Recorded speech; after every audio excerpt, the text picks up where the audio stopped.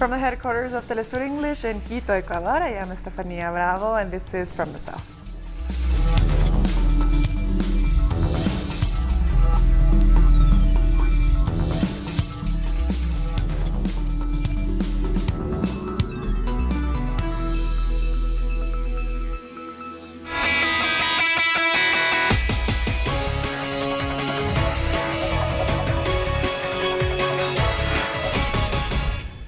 Right-wing presidential candidate Ivan Duque won a clear victory in Colombia's runoff presidential election.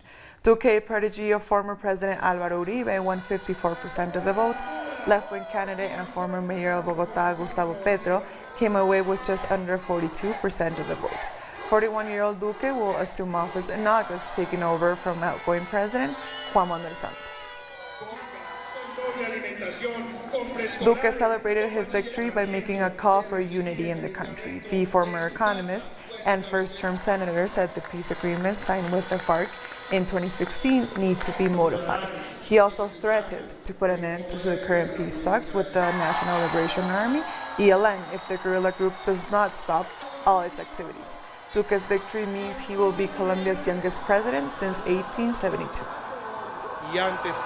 First of all, the long-awaited peace deal demands corrections, and it will have corrections, so that the victims are at the center of the process, to guarantee truth, justice, reparations, and no repetition. There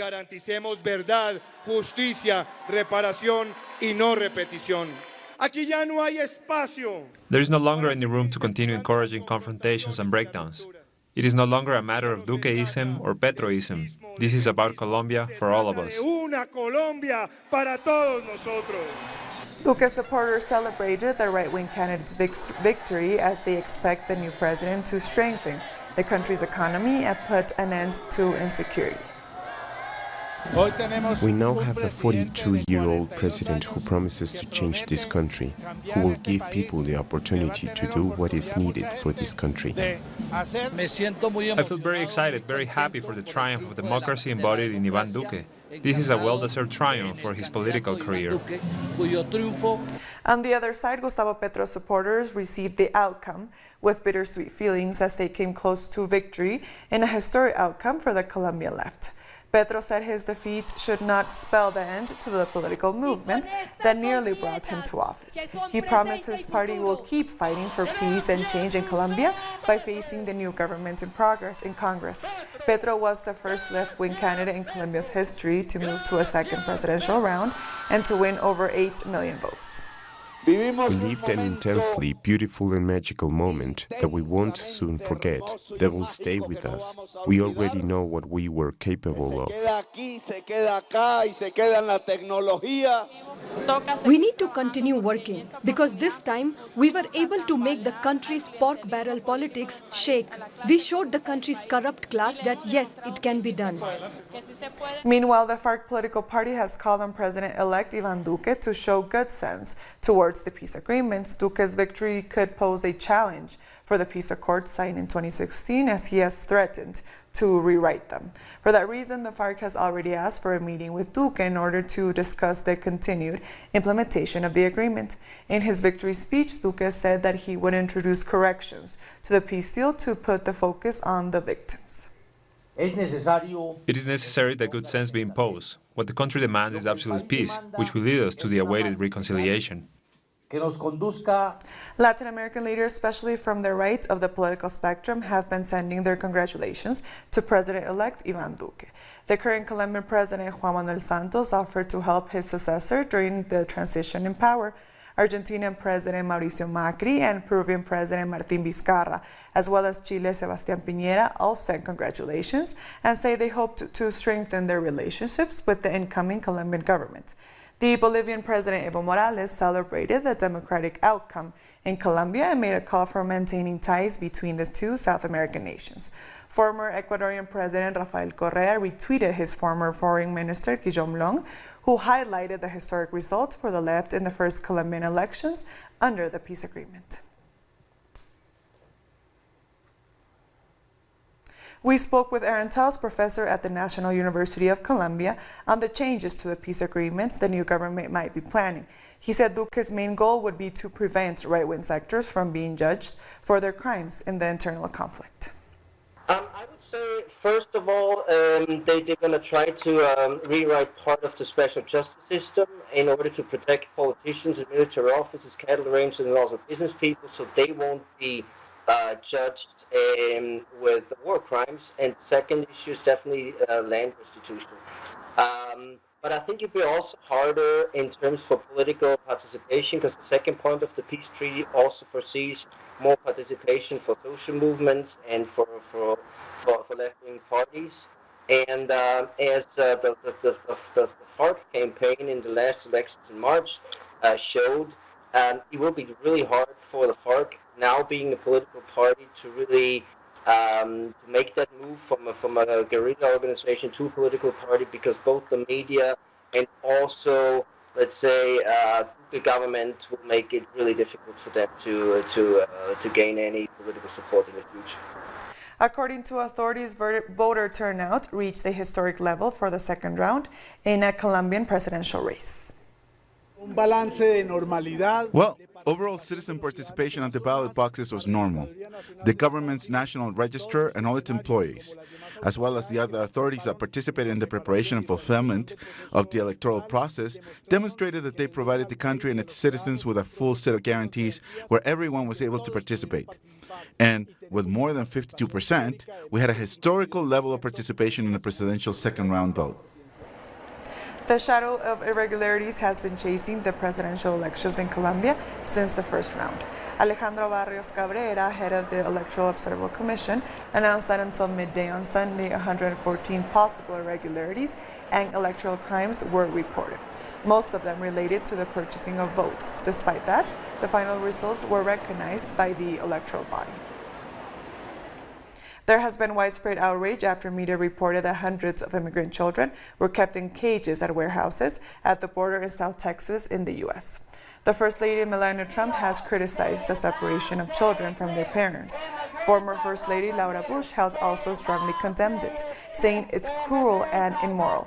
In the last 6 weeks, 2,000 families have seen their children separated from their parents during their attempts to enter the U.S. Attorney General Jeff Sessions introduced a zero-tolerance policy towards the asylum seekers in April. The policy was justified by the Trump administration.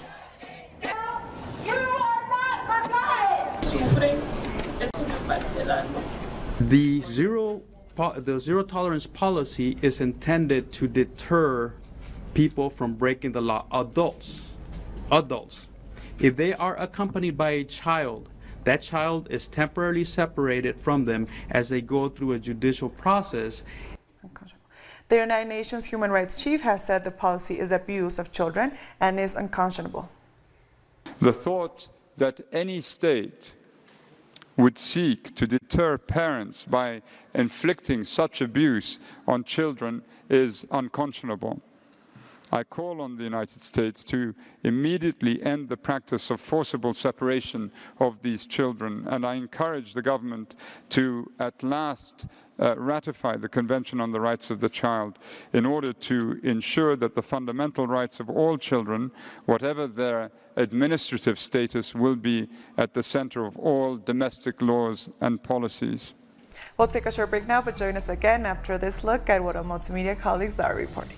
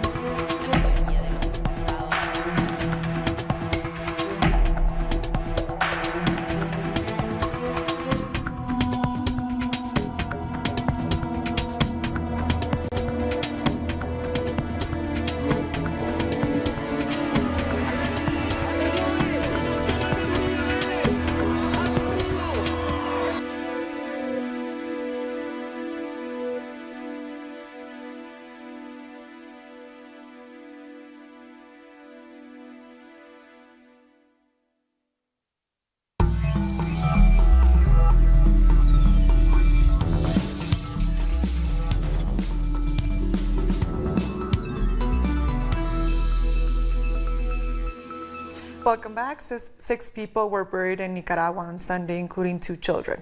They were victims of a fire started by a group of hooded men on Saturday. Hundreds joined the memorial service and condemned the violence that has hit the country for almost 2 months now. The fire was started just hours after President Daniel Ortega and opposition members met again for a dialogue and agreed to end hostilities. 2 more people were also killed during the weekend, attacked by masked criminals, while removing roadblocks. Nicaragua's political crisis has left at least 178 people dead, according to unofficial figures. Vice President Rosario Murillo said the Nicaraguan people still have hope that peace and stability will be achieved in their country through dialogue. Talks between the government and the opposition are set to resume this Monday. So many families have suffered, so the hopes of many Nicaraguan families lie in the dialogue session. Because we believe that out of these sessions, these meetings, that with the mediation of the bishops, we are going to find a light for Nicaragua, and we also believe that God will bless all of us to restore peace and hope in the people.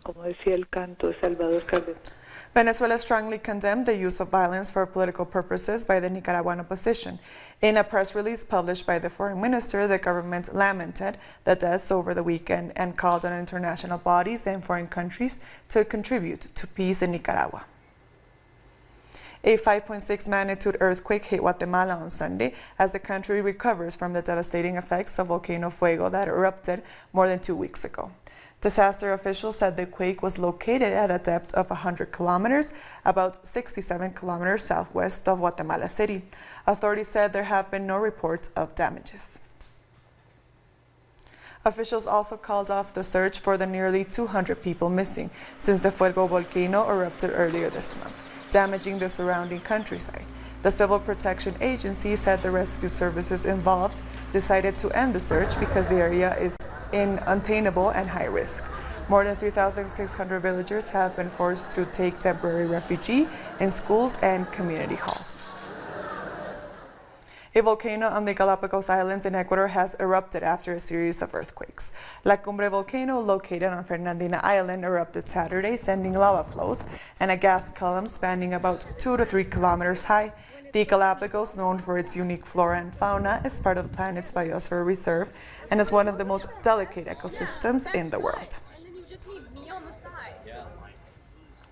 In El Salvador, social and environmentalist organizations, together with the Catholic Church, are opposing the privatization of water ahead of the signs that the right-wing parliament plans to change the water laws. Our correspondent Ernesto Avalos reports. The Episcopal Salvador Conference sees strong, widespread complaints regarding the privatization of water. People demand a nationwide water law that guarantees this fundamental human right. We are a country that's investing in strong efforts to privatize water. How painful, what a shame. The interest that we have is in the common good and, of course, to defend the rights of the people, the most poor and vulnerable. The privatization of water gives control, rights, resources to private companies. The Water Forum, made up of environmental and civil society, denounced the mass use of water and the contamination of rivers and water sources. We have sectors such as the pipeline industry, which appropriate water with dams, contaminate rivers, and perpetuate deforestation. Without a doubt, companies like these are trying to make decisions about how water is managed in this country, which goes against the human right of access to water. In the last 12 years of fighting for a national water law, 92 articles have been approved, and now these articles are being repealed by the new legislators. The FMLN political party denounces the process of privatizing water and believes the following. High concern for the decision made by the right wing on June 5 in the Environment and Climate Change Commission, who validated the majority decision. They argued the integral water law was made by the private sector. The proposal from the right wing gave the International Environmental Day reason for concern over political privatization in favor of excessive capital. As El Salvador legislators continue to debate on a national water law, bishops are urging people to voice their right to be heard on this issue. In Chile, the mission sent by the Vatican asked for forgiveness in the city of Osorno, one of the most affected by the sexual abuse cases. The diocese was led by resigned Bishop Juan Barros, accused of covering up crimes by priest Fernando Caradima. On Sunday's Mass, one of the Vatican envoys read a message by Pope Francis in which the pontiff asked for forgiveness to each one of the faithful and the Diocese of Osorno and to all the inhabitants of this territory for having deeply hurt and offended them. Today we see very clearly that there are so much sorts of abuse that can't happen again, that there are proceedings that can recur, that there are ways of making church that have to change, and there are tasks that we can give up.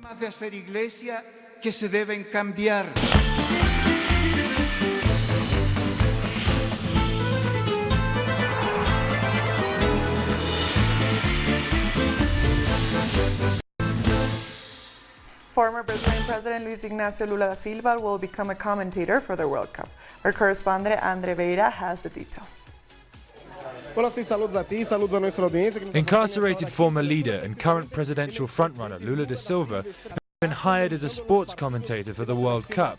This curious act of programming starts now, with Lula commenting through written letters from his jail cell on selected games.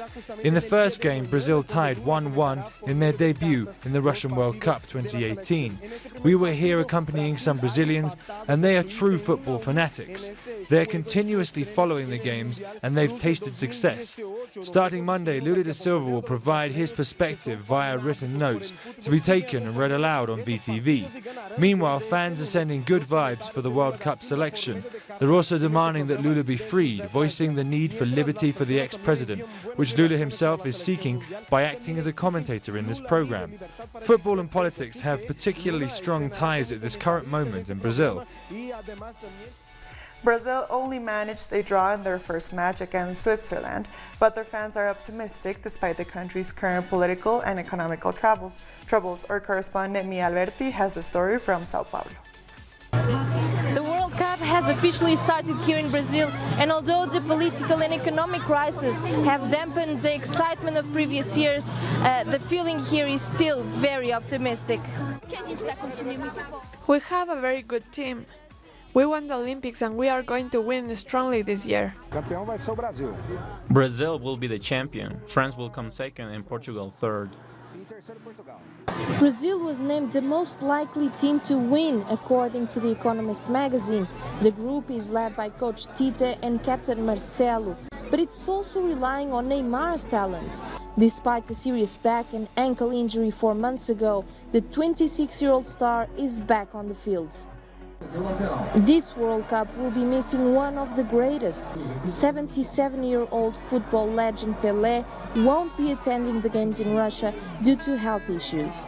Brazil has tied its first game against Switzerland, but it still has to face Costa Rica and Serbia to move on to the round of 16.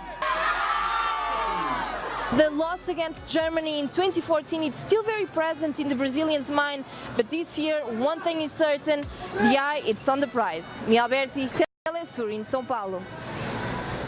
While the Russia World Cup takes place, Uruguay prepares its candidacy to become the host of the tournament in 2030, along with Argentina and Paraguay. Uruguay launched a stamp in a bid to be chosen, a tribute to the 100th anniversary of the inaugural game held in the country in 1930. The stamp also carries the phrase 2030 together, an allusion to the 3 participating countries. The 3-nation bid was launched last October, and since then, the 3 countries have been working on their promotional strategy. We'll take a short break now, but join us again after this look at what our multimedia colleagues are reporting.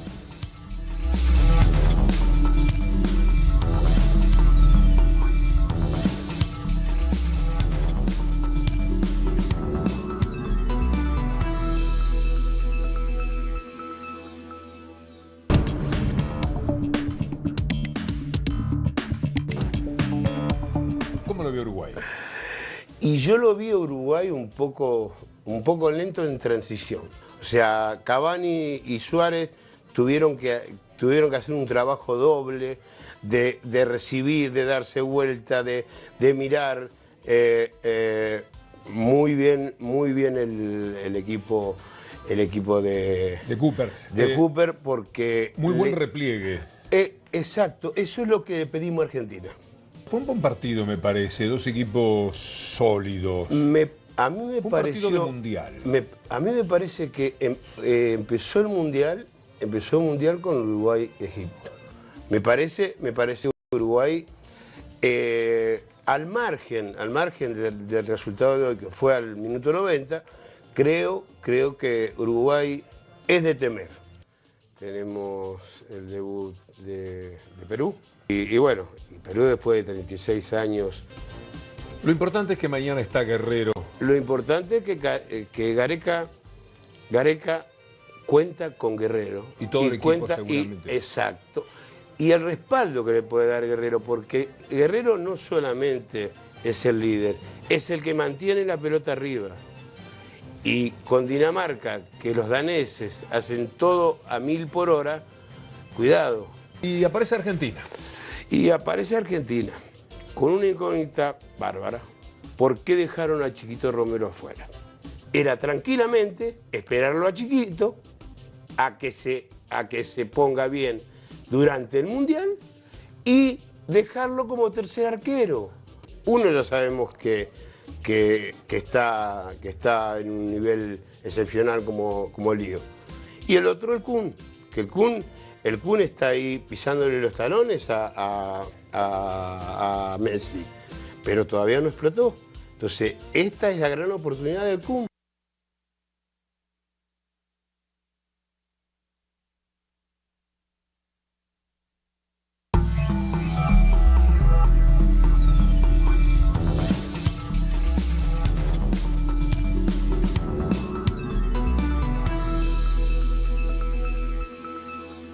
Welcome back. In Germany, the head of Volkswagen's luxury arm, Audi, has been arrested over the carmaker's emissions test cheating scandal.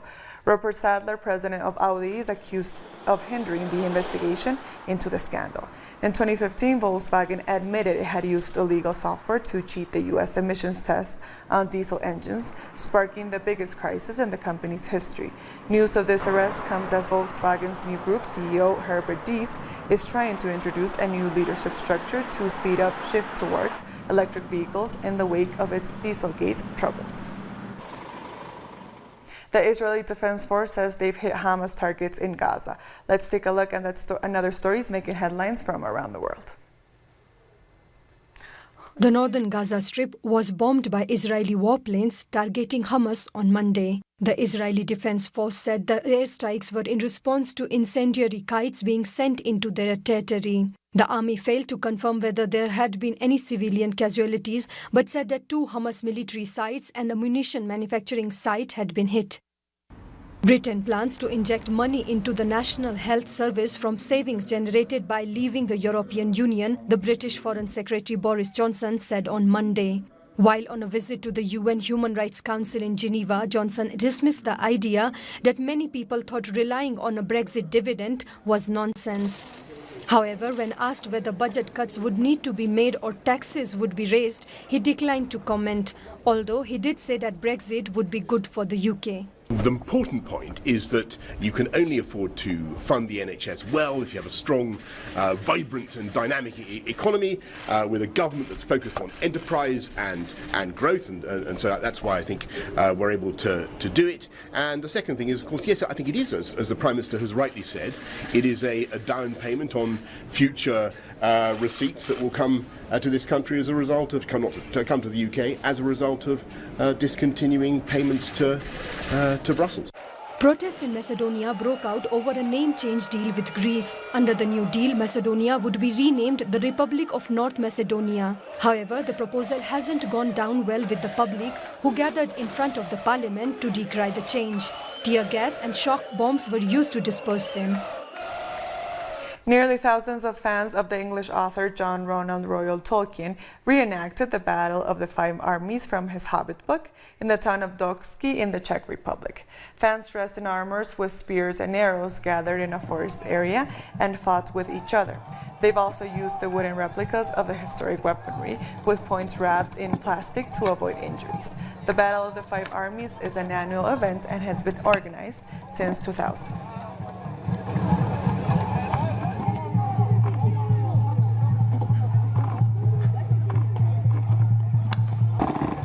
And just before we end the show, a reminder that you can see our special World Cup program with Diego Armando Maradona.